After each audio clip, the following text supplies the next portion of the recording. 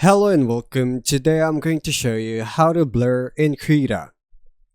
There are two main ways to blur in Krita: filters or blur brush. If you want to blur all or part of an image with precision, use Krita's blur filters. Go to Filters, then Blur in the top menu. You'll see several options like Gaussian blur and motion blur. Each gives a different effect. Click Gaussian blur for a smooth, even blur. A dialog opens with a radius slider. Slide it right to increase blur strength. You can preview the effect before applying.